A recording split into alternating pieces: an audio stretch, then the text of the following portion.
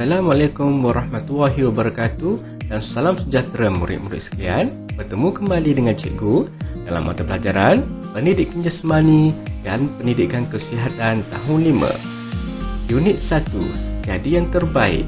Tajuk, Binaan Hebat. Sebelum kita memulakan pembelajaran kita pada hari ini, mari kita lihat standard pembelajaran yang terlibat. Yang pertama, 1.1.2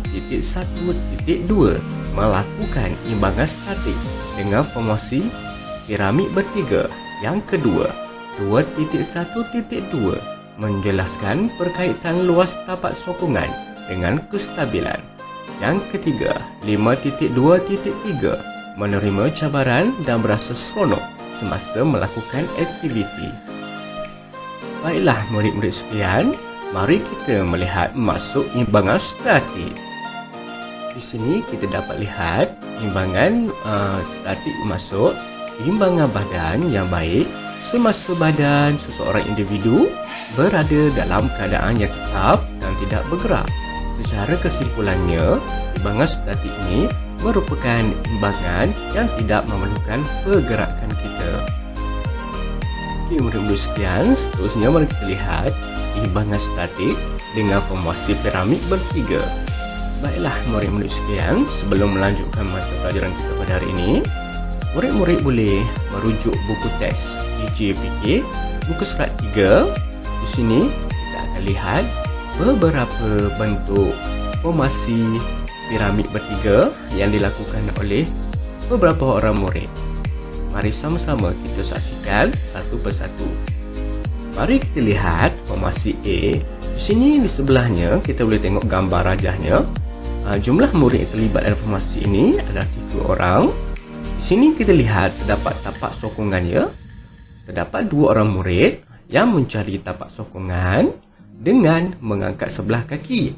Kita dapat lihat dalam gambar rajah tersebut bahawa murid ini mengangkat kakinya sebelah dan kaki sebelah lagi digunakan untuk menahan. Okey murid-murid sekalian, kita tengok murid berdua ini yang menjadi tapak sokongan menjadikan lutut mereka sebagai penahan untuk mengukuhkan tapak sokongan ini. Manakala tangan sebelah mendepang, tangan mereka ni mendepang dan sebelah lagi memegang kaki murid yang berada di atas paha mereka. Sebelah tangan mereka ini akan menahan murid yang berada di atas supaya murid ini tidak terjatuh ya. Okey, seterusnya bahagian puncak. Bahagian puncak adalah bahagian atas paha ni murid-murid sekalian. Seorang murid akan berdiri atas paha kawan mereka. Ya, murid ini akan berdiri atas paha ini sambil mendepakkan kedua-dua belah tangan. Dia depakkan kedua belah tangan ini supaya dia menjadi lebih stabil. Okey, tahan kedudukan antara 3 hingga 5 saat. Bagi mengekalkan kedudukan ini, murid-murid perlu menahan kedudukan ini antara 3-5 saat. Kita tengok bagaimanakah kestabilan posisi formasi A ini ya murid-murid. Baiklah murid-murid, sekarang kita lihat pula formasi B. Jumlah murid 3 orang, tapak sokongan 2 orang murid menjadi tapak sokongan dengan menjadikan lutut dan tangan mereka sebagai tapak sokongan. Seorang murid menghala sebelah kanan, seorang lagi menghala sebelah kiri. Puncaknya pula, seorang murid akan berdiri atas belakang iaitu di bahagian punggung sambil mengangkat kedua-dua belah tangannya ke atas. Kemudian tahan kedudukan ini antara 3 hingga 5 saat. Murid-murid boleh rujuk buku teks PJPK muka surat 3 dan boleh teliti sendiri kedudukan murid dalam gambar rajahnya. Okey. Seterusnya pula, kita balik pada formasi C. Jumlah murid 3 orang, tapak sokongan.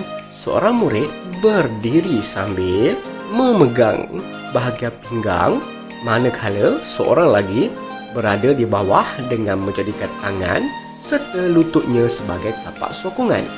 Bahagian puncak pula, seorang murid berada dalam kedudukan seperti kereta sorong. Kakinya ditahan oleh murid yang berdiri, manakala tangannya pula menahan atas belakang murid yang duduk. Tahan kedudukan ini antara 3 hingga 5 saat juga ya.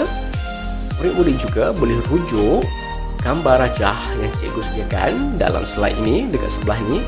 Kita boleh sama-sama lihat kedudukan murid ini ya, berkaitan luas tapak sokongan dengan kestabilan. Baiklah murid-murid sekalian, dengan merujuk buku teks pendidikan jasmani daripada kesihatan muka surat 3, mari kita lihat apakah berkaitan luas tapak sokongan dengan kestabilan binaannya. Okey, kalau kita tengok di sini, gurunya berkata kedudukan pusat graviti juga memainkan peranan penting dalam menentukan kestabilan suatu objek. Okey, di sini cikgu menjelaskan bahawa semakin rendah pusat graviti itu, semakin stabil lah objek tersebut ya. Seperti mana yang kita tengok di sini, terdapat 4 kumpulan murid melakukan binaan piramid bertiga.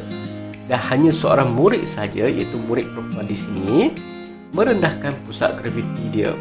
Dan ini cikgu boleh nyatakan bahawa murid perempuan ini berada dalam keadaan yang sesuai dan stabil dari segi pusat graviti ya. Okey, sebenarnya kita tengok murid perempuan ini menyatakan bahawa semakin luas tapak sokongan, semakin stabil binaan yang kita buat. Ya betul, jika sesuatu objek itu mempunyai tapak yang luas, maka binaan yang dibuat akan stabil dan mampu menampung binaan di atasnya ya murid-murid. Seperti mana yang kita tengok hari ini, piramid dekat Mesir itu masih kekal utuh berdiri walaupun telah bertahun-tahun, berpuluh tahun, beribu-ribu tahun, tapi piramid itu masih berdiri dengan teguh kerana luas tapak piramid itu besar dan mampu menampung batu bata yang berada di atasnya. Okey, seterusnya kita lihat murid perempuan yang seterusnya berkata kedudukan tapak sokongan juga mempengaruhi luas tapak sokongan.